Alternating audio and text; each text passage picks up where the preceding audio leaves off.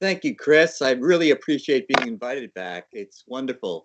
I think the world of what you're doing, and I want to say hello to all the viewers and to wish them happy holidays, because this is the season for many faiths to have holy days, and the holy days gives us a chance to reflect on the past, on those that we have lost, the things that we have lost, but not with regret, but with remembrance, fond remembrance of all the lessons they have given us and all the lessons that we have learned because of them. And if we see a little further today, we have to remember to be humble because we are standing on their shoulders.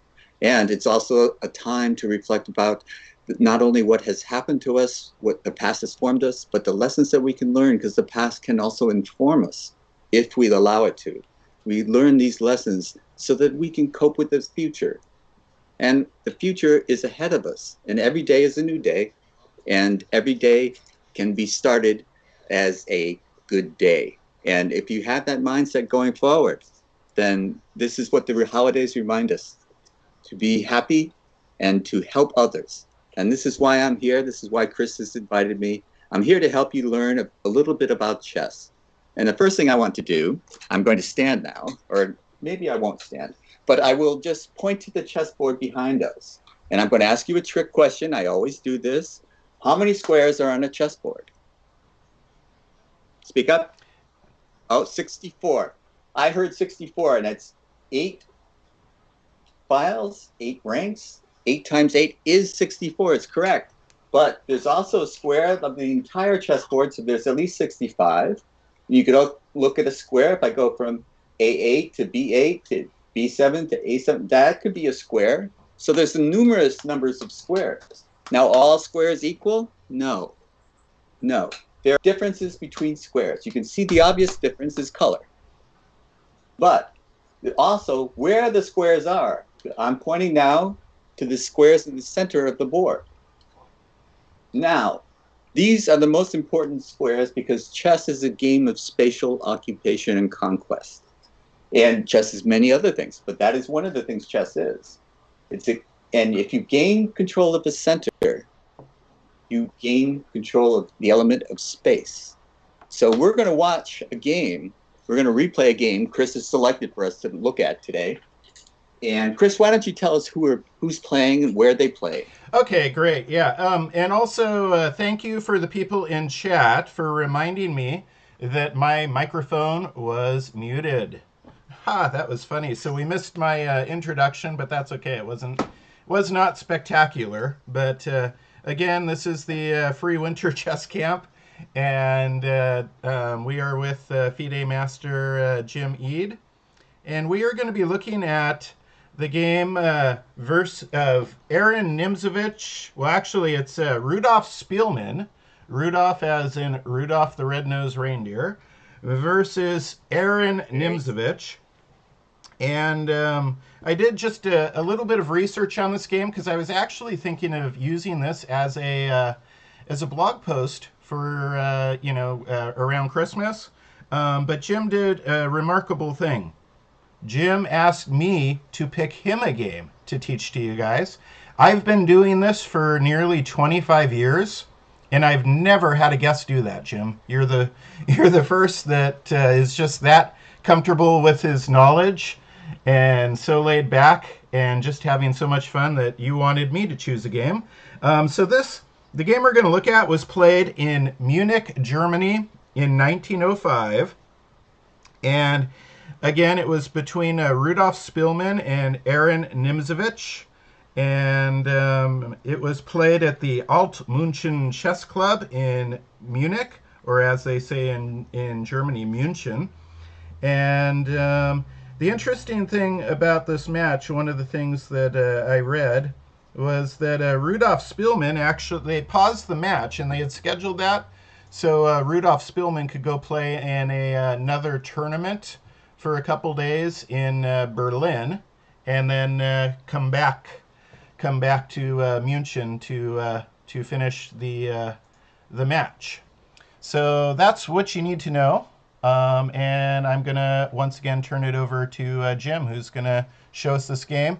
And Jim, can we adjust does your camera adjust slightly? Can you get the black Yeah. pieces in the, there, that's perfect. Okay, good. All right, we're good. Thanks. Mm-hmm. Yeah, it's live TV, so we need to correct. And wonderful game to pick, Rudolph Spielman. Rudolph is obvious a seasonal character, a character name, but Spielman is one of those forgotten masters. He was a great master of his day, and he was a master of the attack. As a matter of fact, he was one of the last great players to favor the King's Gambit. And it's a little known fact about him. He was one of those guys who liked to play the King's Gambit even after people were starting to think, maybe the King's Gambit is not the best opening choice. Maybe we can be a little bit more solid and straightforward. But and in this game, he does not play the King's Gambit, but he is famous for it. And Aaron Nimzovich, of course, to most chess players, needs no introduction. He was what's often referred to as the father of hypermodern chess. Now, what is hypermodern chess? Well, there was a romantic period in chess in the mid-1800s, and this is when followed by Morphy and Anderson and all these wild tactics and these flashy games. They were so beautiful, but it was some of it was unsound. So then it was followed by a classical period where champions like Steinitz, for example, set down, codified the rules of the game, the rules of strategy, the strategy of the game, so that you could play a certain way. And this was adopted and mastered by many players, and the greatest of them, I think, was Jose Capablanca from Cuba. He was a great champion of the classical way of playing chess. And the hypermodern school came in and revolutionized this, because we want to control the center. So the classical idea was to always control the center, put something in it. Well, the hypermodern school says, hey, you don't have to occupy the center to control it. So all of a sudden, these fianchettos, these ideas were introduced. And Nimzovich was considered the father because he produced a book called My System. Now, that's a little bit arrogant. Okay, give him a break. He set down these rules for people like me. It was my first book to learn.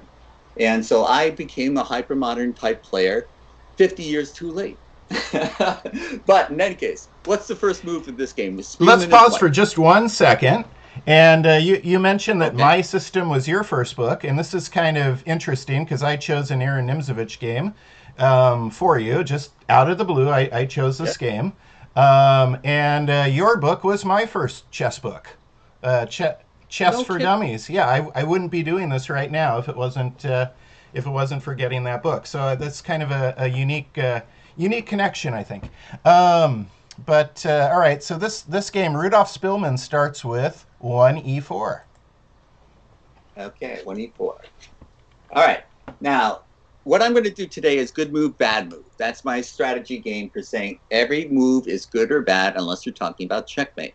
There has something good to be said about it and something bad to be said about it. So 1e4. What's good about it? Well, it occupies one of the center squares and attacks another one. And attacks a square that's close to the center. These squares right around the center are also very valuable. So e4 is good in terms of space, good in terms of the center. It's also good in terms of time, the element of development, the element of time. Because it opens the line for the bishop to come out, and it opens the line for the queen to come out. So this is almost too good to be true. What can you say that's not so good about it? Well, because it's gone to e4, pawns cannot move backwards. So it can never protect the f4 square, never protect the d4 square. And also when it was back on e2, it could control the d3 and f3 squares. It can no longer do that. Pawns cannot move backwards. So this pawn can no longer influence anything behind it or to the side of it. So it's only forward-looking. It's one of the features of pawns. So what did Aaron Nimzovich play in response? c6. c6. Okay, c6 is a rather advanced move to play because it's the opening called the Carol-Khan, because two players, one named Carol, one named Khan, popularized it. Now, what is good and what is bad about this move? Well, does it influence the center? Yes. E4 attack this square, C6 attacks this square. So you're even in control over this square now. So that's a good thing about it. And it opens up a line for the queen to develop. So that's a good thing. So it's done something in the center. It's done something in terms of development. But it has not opened up the line for two pieces the way E4 did. It's only opened up the line for one. So it's not quite as good in terms of time. And in space, it's equal in terms of this development, but it does not occupy a square. But as we've learned from the father of hypermodern chess, occupation does not mean control. What you're after is control, not occupation. So what's White's next move? D4. D4. So very classical. This is 1905. This is before the hypermodern revolution. This is very classical chess. Occupy the center, control the center. D4 controls E5 and C5, a very close proximity square to the center. So it's a very important square. And it opens the line for the bishop. So very good. I'm sorry I have an upside down bishop because I lost my other white bishop. I'll replace it as soon as possible. Just imagine it's a bishop. And that is open now. And the queen actually has two more squares to move to.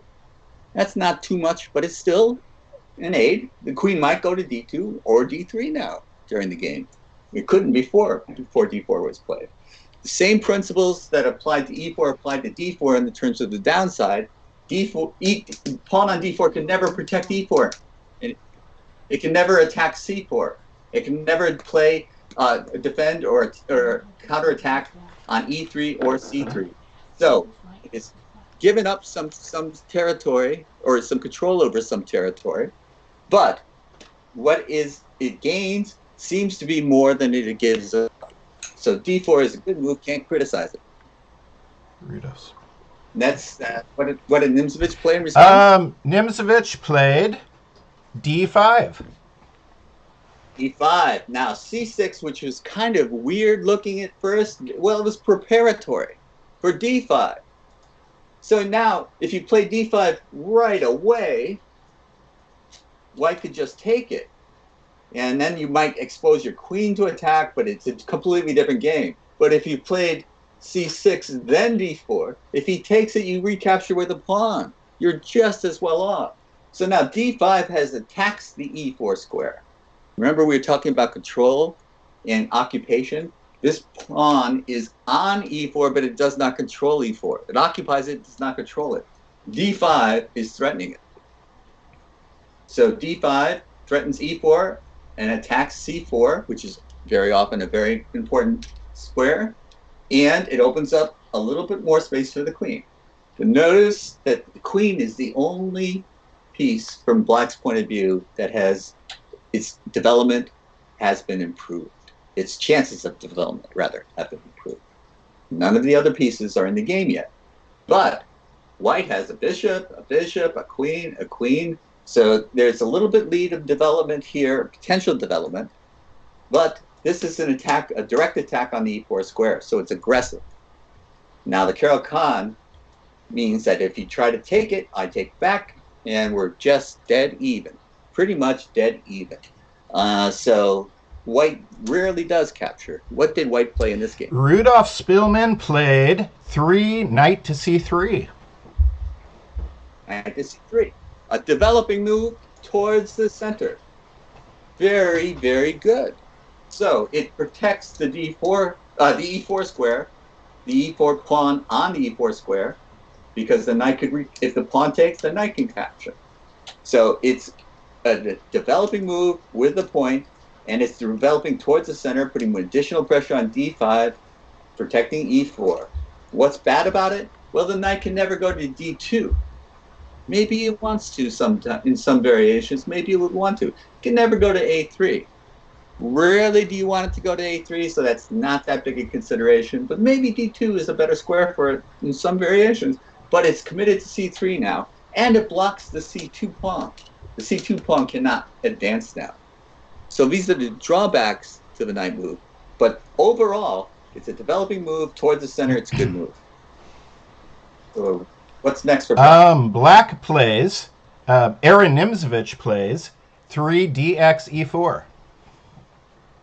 Okay. Having said A, he says B. I attacked you. I will take you. Now, this is a good move in the sense that it eliminates the center pawn for white. And it occupies a center square with a pawn. It's a good move in that sense.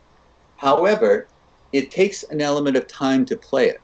It's your move. You take a move to just take a pawn. You've done nothing to aid your development. All right? But overall, this is considered one of the main moves to play in this position. It's, you take it because to recapture it, I'm assuming white played knight takes next move. Yes, knight takes e4. So white also has to spend a move. So what you've done, development-wise, is very little except you've moved the knight from c3 to e4. Is that good or bad? It's hard to tell right now. Now the c pawn is opened up. Now the c pawn can play into the game. The knight is now occupying the center rather than controlling it, though. On c3, it was controlling, helping to control the center. Now it is occupying it and not controlling it. So, but you have to restore material balance. You lose a pawn, you must retake it in order to restore material balance, to have equality in material. The element of material for force in chess is very significant. So it's not all about the center. It's not all about development. It's also about material, force. You have more material, then you have better winning chances. So he restores material equality. So what does black do in this case? Aaron Nimzovich plays kind of a surprising move for knight f6. Knight f6. Okay, so this is a developing move towards the center. You have to say that is a good move. All right? It does block the f2 pawn, f7 pawn, but that f7 pawn is unlikely to move anyways. That's hardly a downside. So it's a good move in all cases except one. And let me ask you to think about why it might have, what is the detrimental cost to playing this move? You can go ahead and type if you have an answer to that in the chat. Yeah. Why? Everything I've said about it is a good move. What is bad about this move? What is bad about knight to f6 here? What's the downside? Lots of upside. Is there any downside? Is it a perfect move? Unless it's checkmate, it's not perfect. Zihua Wei says it can lead to a doubled pawn. Very good. Exactly. It exposes the knight to capture. This knight can take this knight. And the only way to restore material balance, it would also be with check, is to recapture it. And whichever pawn you decide to recapture it with, you will lead to double pawns. The f7 and f6 pawns will be doubled. Now, let's see what did Rudolph play. 5 knight g3. Oh. He played 5 knight g3. Interesting, because apparently Rudolph said, if I take that knight, which would be the third move of that knight, for this knight that has moved only once, I'm giving 2 moves. Now, I do cripple the pawn structure. Crippled is probably too strong a word. What I've done is marred it. These pawns are no longer abreast. This pawn cannot defend this pawn. So there is a slight weakness in the pawn structure. And pawn structure is another element of chess. We haven't talked about it yet, but pawn structure matters. If your pawns are clearly abreast like these, then they're strong. They can protect one another. If they're hampered in some way, one can't defend another, then it is a disadvantage. A slight disadvantage, yes, but a disadvantage nonetheless. And that would open up the bishop. So now white has no pieces developed, black has no pieces developed. White has the 2 bishops that could come out, the queen that could come out. Black has the 2 bishops that could come out and the queen that could come out. So the only advantage white has after all these moves is a slight impairment of black's pawn structure. So Spielman, the great master of 1905, decides, I will not do that. I will play my knight here. Now, there is some downsides to this move and some positives. I'm going to say 1 move of the knight, 2 moves, 3 moves is a negative. You don't want to move the same piece twice before you've moved another piece, generally speaking. And to move it 3 times before you've moved any other piece is not necessarily the best use of your time. So what does it do that is good? It's not good in terms of time, but is it good in any other way? Well, instead of occupying the center, it now attacks it. It controls it, and it controls F5. It helps to control it. I'm sorry. It doesn't actually control it, but it fights for control over E4 and F5. So these are good things. And often black will castle on the king's side, and you have a knight now poised to enter into a king's side attack on either F5 or H5, depending. So it's still going to jump into the game at some point. It's still influencing very important squares. So it has upside and downside. The downside is in the question of time. Is that a good use of time to develop your pieces like that? So what did Nimzovich play in this position? Aaron Nimzovich played 5 pawn to E5. Wow. Okay. Now, this is a very, very dynamic move. I paused a little bit because I was taking it in, because what you're sacrificing the pawn. Really, the pawn is undefended, so you're allowing the d4 pawn to take it. But what are you gaining? You don't want to sacrifice material without getting something back. That doesn't make sense. So you must be getting something back. Well, e5 certainly has the idea of developing the bishop. That's definitely good. It occupies the center square and attacks another one. So it's attacking d4. So d4 is under pressure. Definitely good things. But it can be taken. And I don't know, but I'm assuming that Spielman does take it. He does not. He does not. Okay. Okay. Then I will just say, if he does take it, then queen takes queen makes the king recapture, and the king can no longer castle. The king is in the middle of the board. And then the knight can come here. Let me play these moves. I'll reset it. I hope I can do that. The knight is not only threatening to capture the pawn, but it's also threatening the f2 pawn with check capturing the rook. So maybe this capturing the pawn is not a good idea. It looks like it's a freebie. It looks like it's just there to be taken. But maybe it's more complicated than that. Maybe black is hoping white takes it.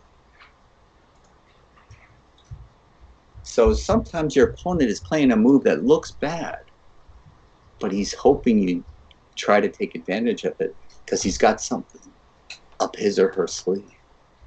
Sometimes opponents are tricky. And all I have read about Aaron Nimzovich, tricky is an understatement. He's very tricky. So what does white play? What does Rudolph Spielman play? 6, knight to f3. Okay. Now this is a very interesting game. Right off the bat, we have tension.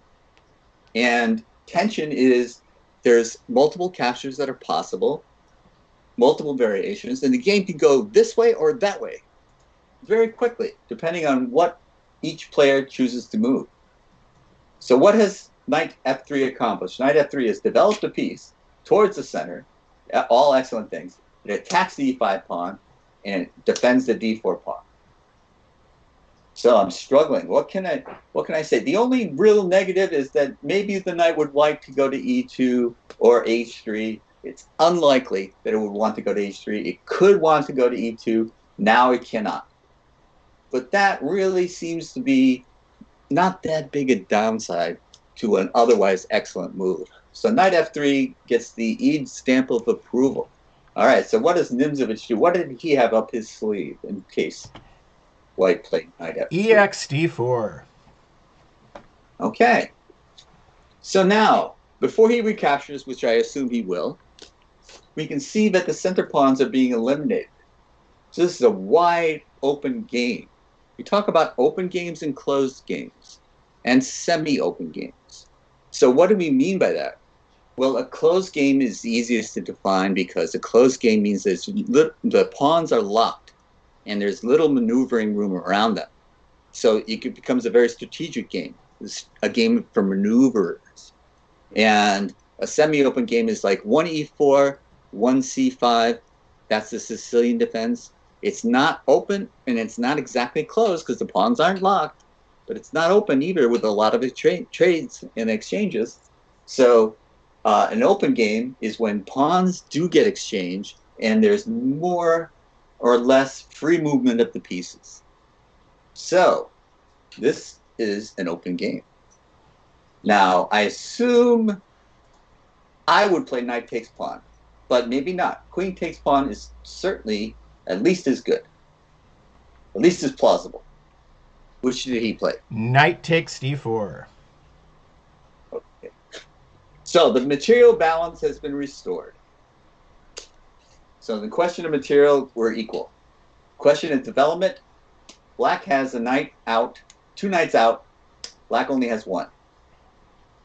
In terms of control of the center, black controls this square and this square, or attacks this square and this square. White attacks this one. This knight on d4, I want to stress this, is not controlling d4. It is occupying it, not controlling. So this knight does not control any center square, but it does control squares around the center. So these things, these squares may become important. Who knows? So these squares around the center can be just as important.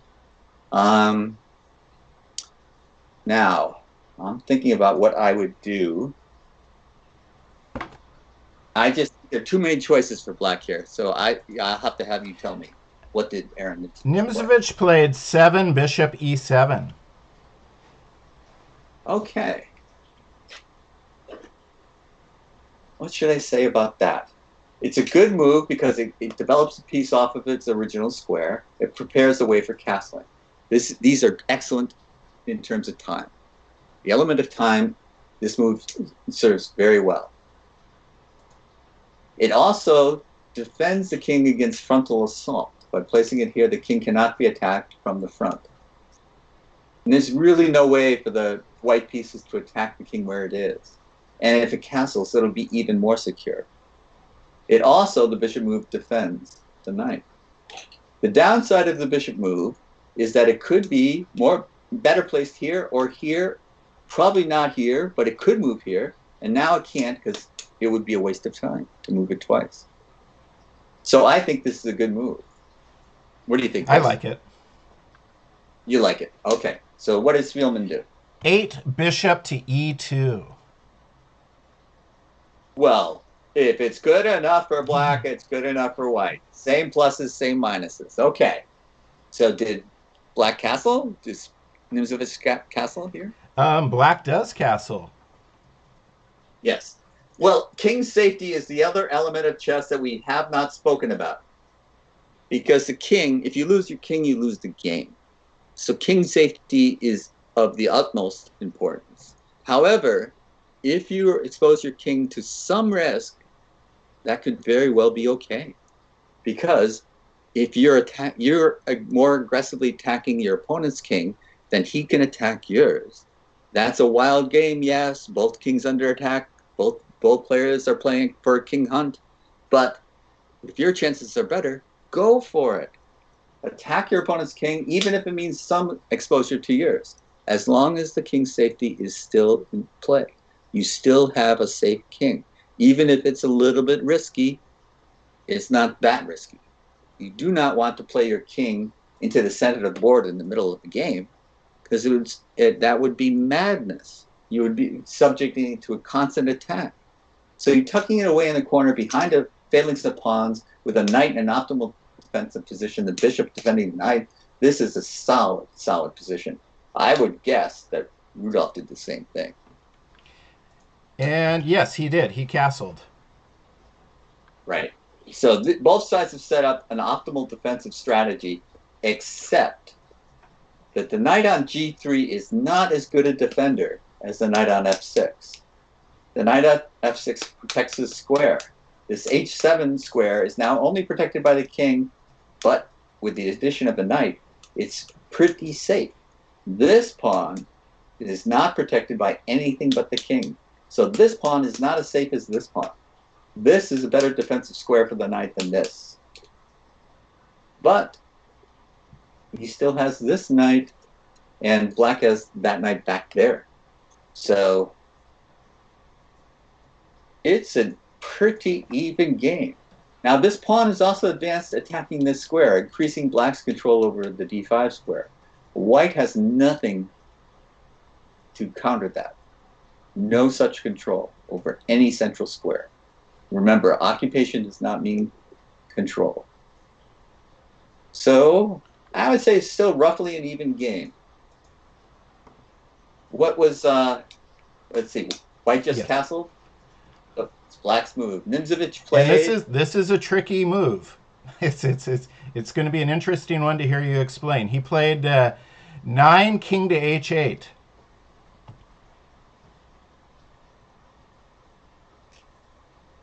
Okay. Let's play the good move, bad move. What's good about it?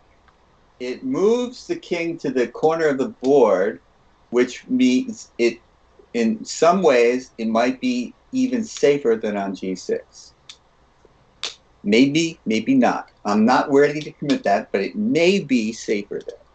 It also opens up the g file, the g8 square in particular, for a rook to occupy, preparing the advance of the g pawn. Now, I would think that's a risky strategy. So I think that the downsides of this move probably outweigh the upsides. It costs time to do it. Is the king's safety improved? I'm not sure. Is the idea of moving to the g file and advancing to attack the enemy king a good plan or a bad plan? I'm not convinced it's a good plan. I'm not ready to say it's a bad plan, but I'm not convinced yet. Let me ask the players real fast. I'll back up one move. And I'm just curious what our students think they would have played as black there. If you want to go ahead and type in a move or a line, we'll run it by Jim. I just thought of one other thing, that the king on h6 could be preparing the g6 move. The king, rook coming here, the bishop back and here. That might be one idea. I still don't like it. That might be what he's thinking, is that, okay, the knights can come in here, and I want to play this move. But I don't want to play it right now because the bishop would come in and attack my rook. Maybe I'll prepare it. Maybe I'll be sneaky. Maybe he's trying to be sneaky. But what are the suggestions from our viewing audience as to what Unlisted Go suggests knight d7. Okay.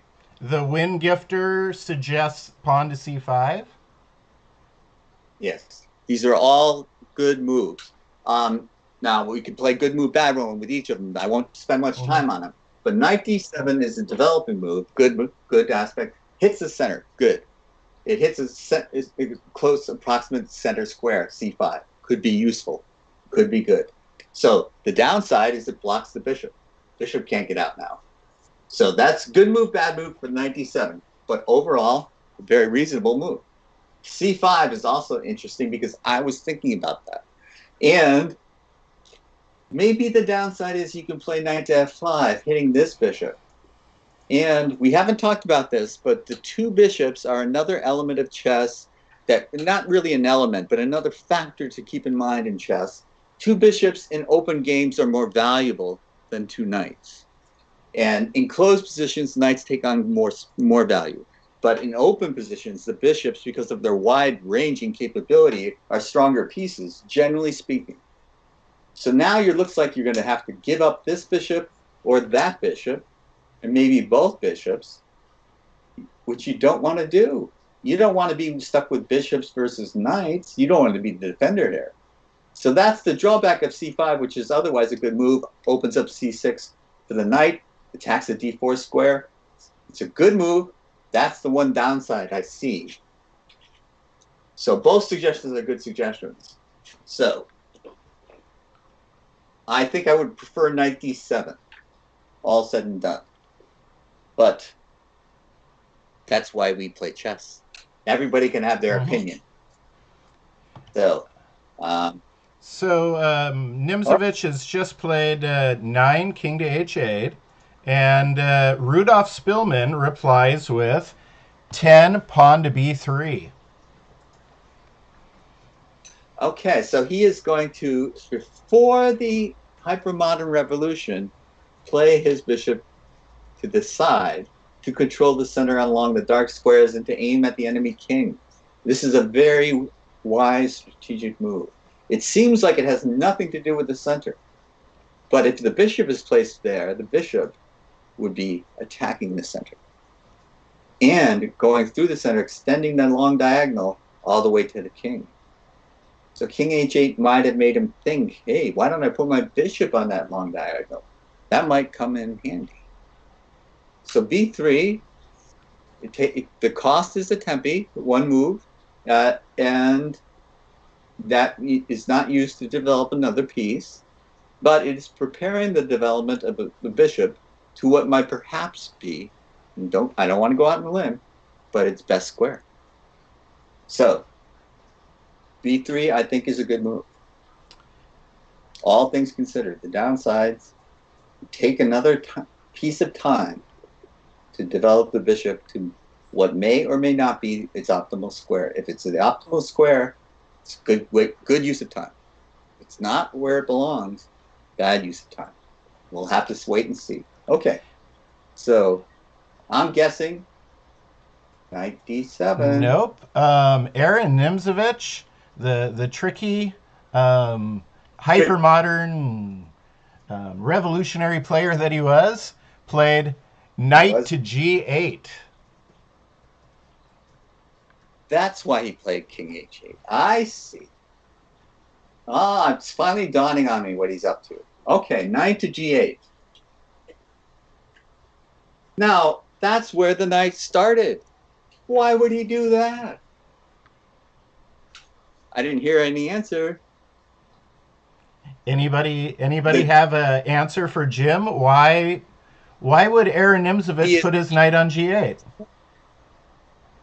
This is really interesting. Good choice of games.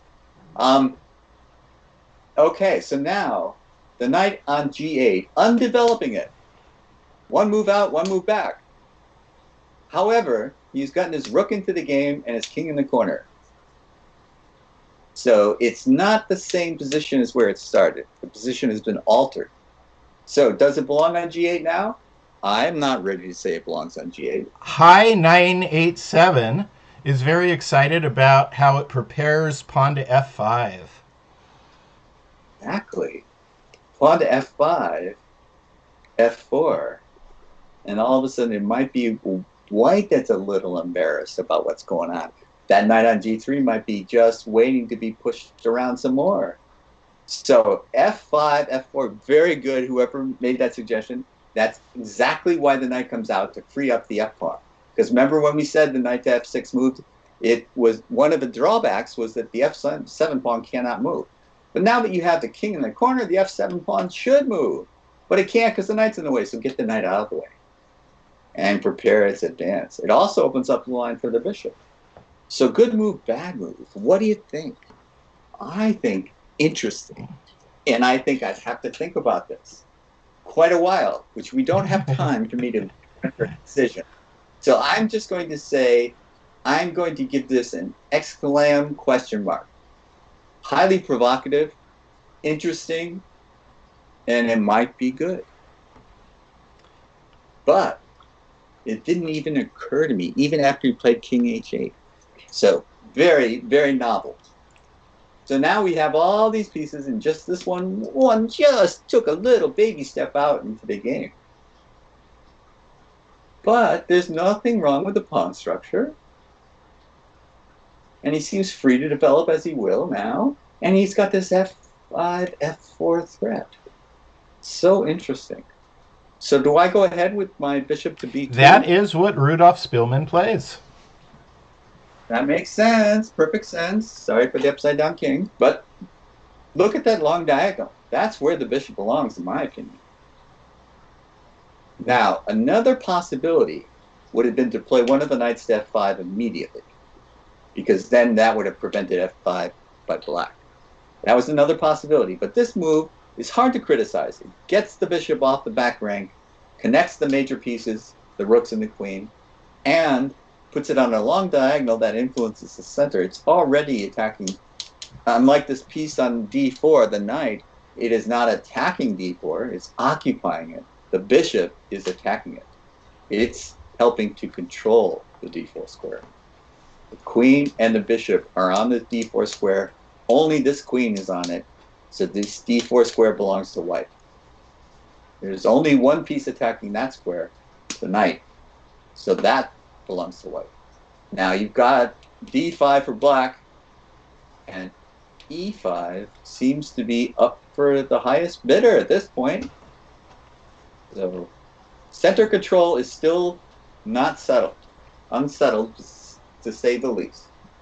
All right, so did we go ahead with f5? No, Aaron Nimzovich plays 11 knight to d7. Okay. All right. Now we have someone occupying or attacking e5. So he's got d5 and e5. White has e4 and d4, e4 and d4, even Steven. All right. Can't really criticize that. It develops the knight off the back rank, influences the center. I'm liking it. Okay. The only downside is it blocks the bishop. The downside, the bad part of this move, is that the bishop cannot move now. So we would prefer to be able to play the bishop anywhere we want, but we can't now. But I think the upsides outweigh the downsides, and I would say good move. All right, so what is Spielman going to be up to? He plays knight d to f5.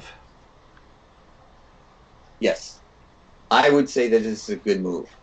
I would say that the only drawback is the element of time. You've moved this piece once, twice, 3 times now.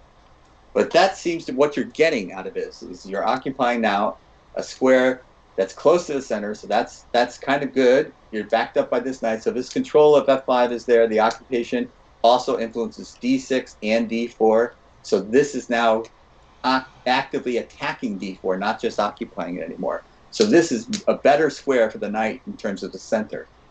And it is attacking the bishop. And we just got through explaining why the 2 bishops are valuable in open games. So this is a serious attack. White does not want to be left with 2 knights versus 2 bishops. So, and a bishop and a knight are not as valuable as 2 bishops in open games. So that seems to be a serious attack. I would say this is a good move. And Ian is very excited about the fact that it threatens bishop takes g7 checkmate. Holy smokes. Look at me talking about the elements of the game. I'm overlooking mate in 1. Bishop takes g7, mate. Major threat, you think? Yeah, that's a great idea. Good call on your part. And so what the logical move for me would be to play bishop to f6, guarding against the threat and attacking the bishop on b2. And that is exactly what Aaron Nimzovich plays. Right. So this threat goes up in the air, and now there's a threat on the b2 bishop, which was so ideally placed. You don't want to just trade it for this bishop on b that was just on the e7, just taking baby steps, e7, f6. Wow. Do you really want to trade? But how do you defend it? What do you do? what did Spielman do? One of my favorite moves of this game, Rudolph Spielman played 13 bishop to a3. Oh, I see. This bishop is not as important as this one. Bishop to a3, attacking the rook.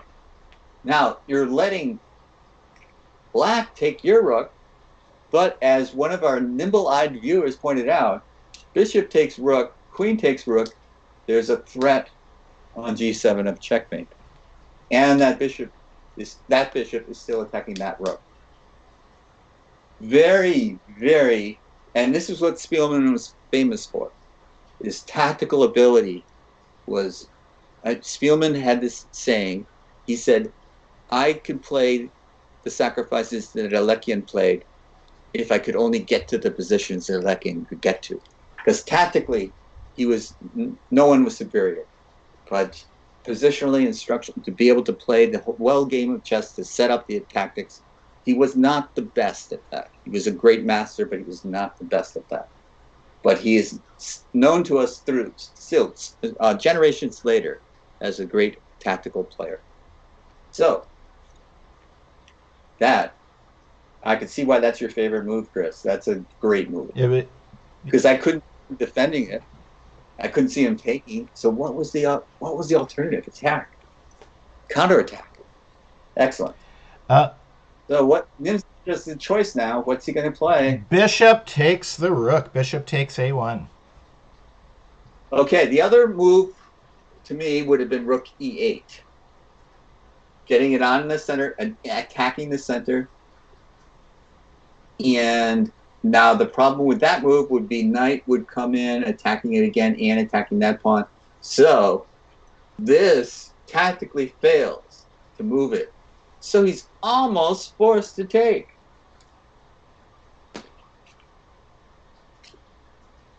There's really not a good way to save that rook. So you might as well get his rook. But I assume that he played queen takes He bishop. most certainly did. Yes. And now, as our astute viewers pointed out, g7 is unguarded. Attack twice. I'd say you'd have to do something about that. Maybe knight to f6. Maybe this knight to f6. I don't know. I'd probably play this one to free up the bishop. That's exactly what Aaron Nimzovich did. Knight d f6. Okay, that makes sense. Now the bishop can take one of those honorary knights, because after bishop takes rook, I assume queen takes rook. Queen takes bishop. And then, no, he didn't. He did not. See, this is one of my faults. I'm looking at the checkmate again. How can I not take it? He takes this knight? Nope. He played 15 rook d1, getting another piece in the game with a threat. Oh, wait a minute. We've got the position wrong. This is black's move now. Black played knight d to f6, and then white did not take the rook on f8. Oh, I get you. I get you. I got ahead of you. I'm no problem. Sorry. Rook d1. Yes, that makes total sense. These are moves that we call in-between moves. Yes, I mean, I just naturally thought he would take the rook. Of course he would take the rook. But no, the rook threatening the queen takes precedence. So what is black going to do now? His rook's attacked. His queen's attacked. You'd rather lose the rook than the queen. But how do you save the rook? There's only one move I can see to save the rook, which is queen e8. That is what Nimzovich plays. Okay. But now, see this gains time for white. This maneuver before capturing, and then queen takes, and then rook d1. It's black's move. So now, white gets this move in first. So the queen just moves, and this is not any better than d8, really. So now does he take the rook? He does not. He plays 16. Knight takes g7. Oh, I did not see that coming. Busting. Aaron Nimzovich is in full turtle mode, and Rudolph Spielman's busting it with a sledgehammer. Holy smokes, I did not see that coming. Knight takes g7. Attacking the queen. The rook's still there. It's going to be, it makes sense. I take it at my leisure. But what? Now, this is the part where you have to calculate. You're no longer in the period of general principles. Is this good for the control of the center? Is this good for the development of your pieces? Is this good for your king's safety? Now you're into tactics and you're into calculations. You have to think about what is the right move here. Well, it seems like he's given up a piece for a pawn, and taking it is the only way to refute a sacrifice, more often than not. Every general rule always has exceptions, but the general rule is the way to refute a sacrifice is to capture. Take it.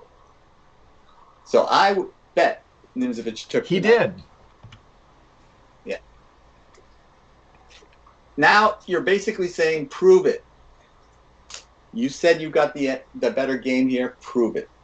But now notice that the knight is pinned to the king by this queen in the corner. Sometimes pieces in the corner are overlooked, that they can influence the other side of the board. Bishops and queens can go all across the sides of the board.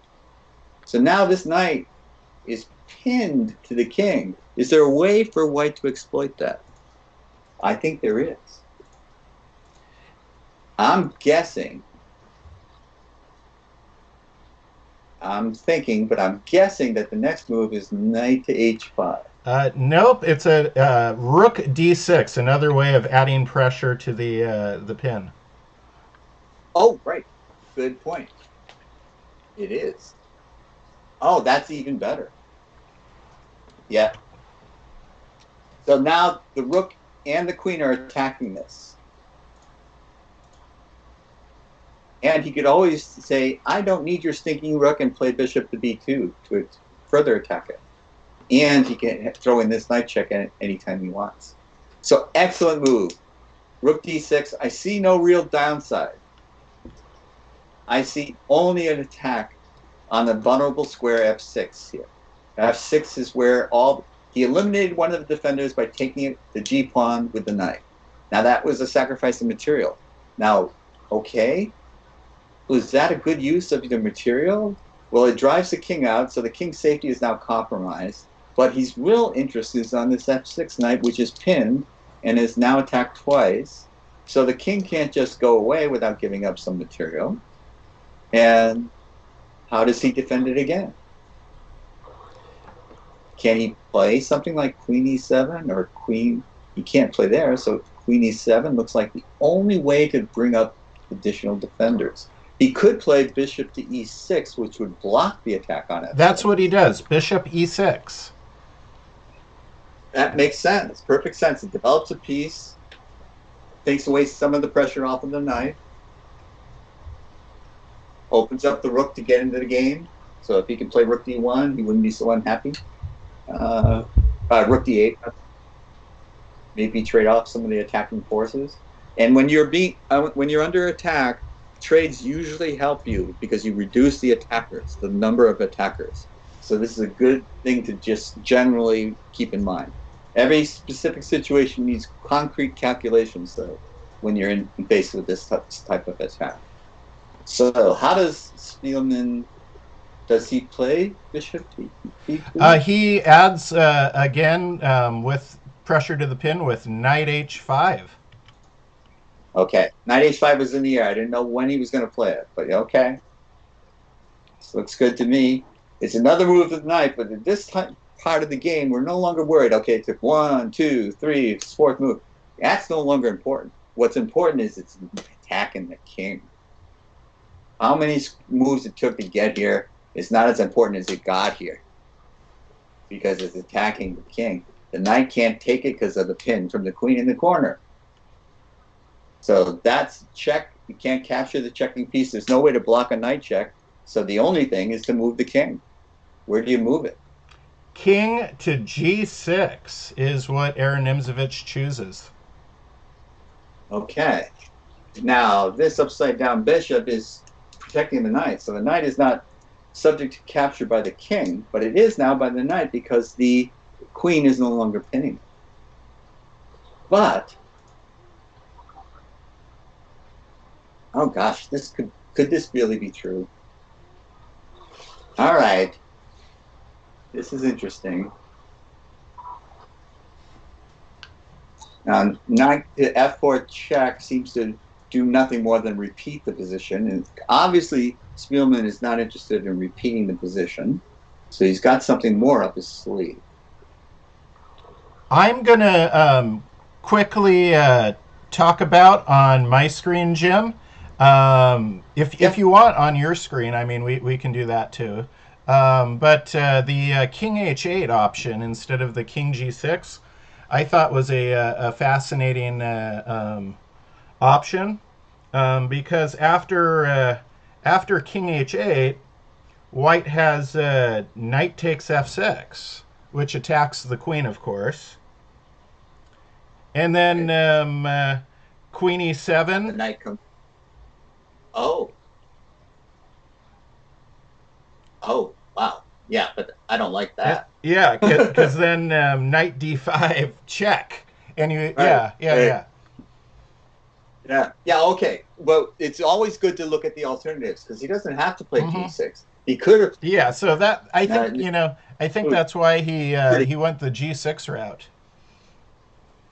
Yes, that's an excellent point. Thank you for stopping me. We would have moved on without mentioning that. That is an alternative. It would have led to disaster. So Nimzovich played king to g6, and now I'm thinking, like, how do you keep the pressure going? Well, yeah, Rudolph Spielman is going to play a fantastic move here. Yes, I sense something is in the air. Does anybody want to guess what Spielman plays in the chat?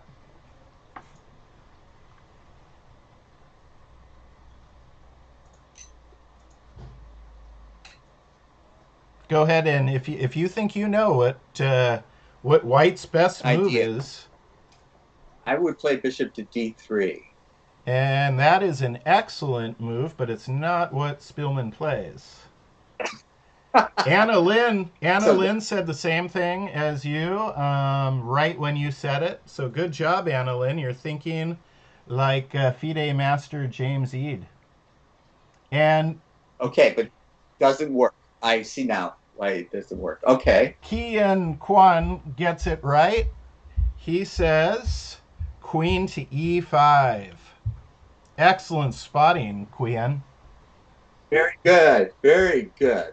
Queen to e5 is an excellent move.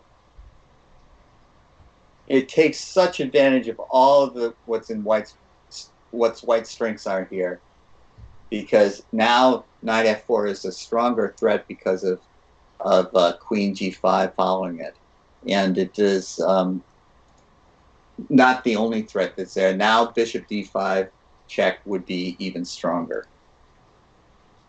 Bishop d3 check would be even stronger.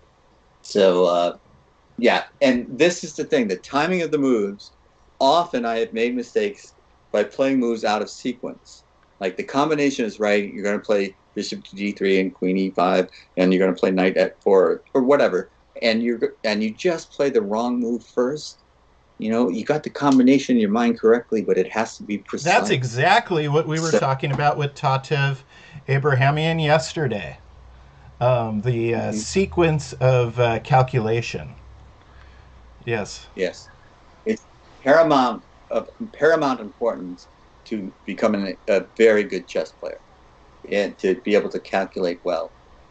And if you can calculate better than your opponent, then your chances of winning are very great. So, you know, calculations, you just can't. You can be a player that plays by sense, you know, plays natural moves. You can play like that. But when it comes to concrete calculations, if you can't do it, you're going to find yourself losing some games that otherwise you should have not lost. You could have even won. So this is the ability to calculate cannot be underestimated, but this is a skill. It's a muscle that you can build. If you can't, people like Chris can teach you to calculate, how to calculate. And the more you calculate, the stronger you get, the better your calculations become. So even if you think you're not good now, you could become good.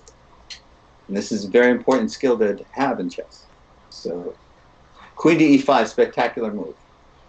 And Aaron Nimzovich resigns right now because he sees what's coming. Probably resigning too early because you never know if your opponent's going to make a mess of something. All it takes is one mistake to destroy 99% of a brilliant game. It's very true. Resignation can be too early many times, but these are two masters.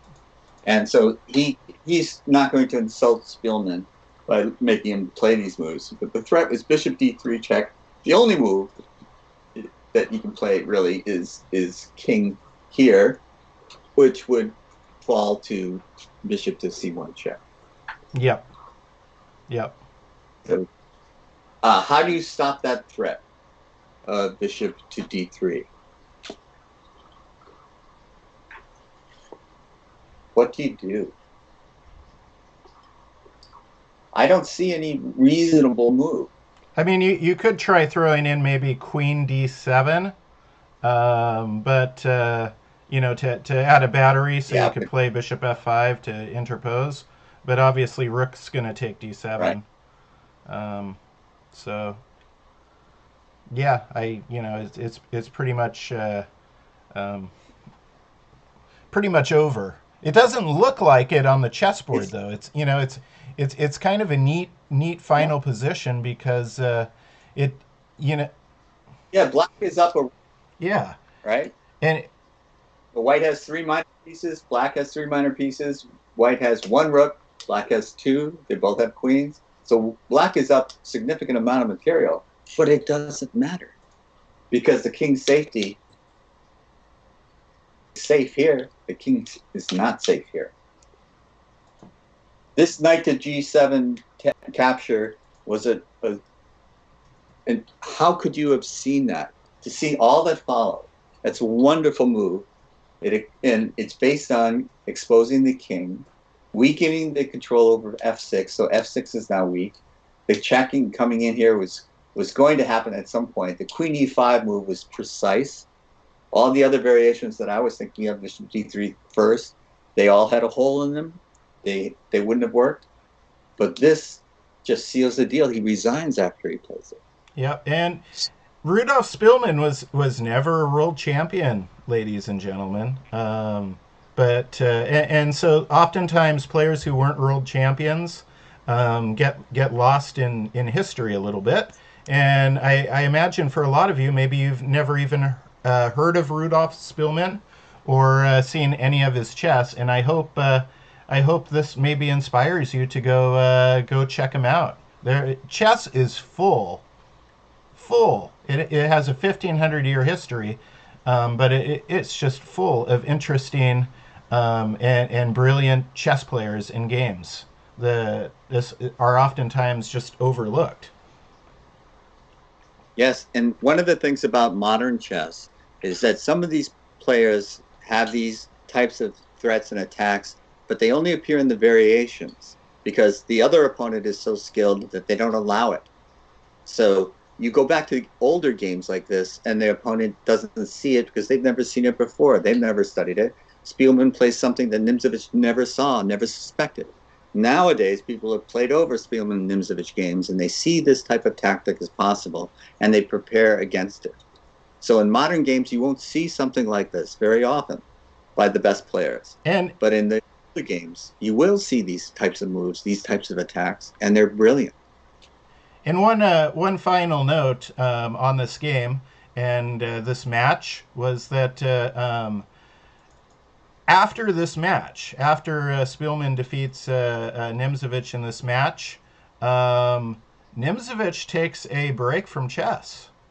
and comes back much stronger. This match was very good.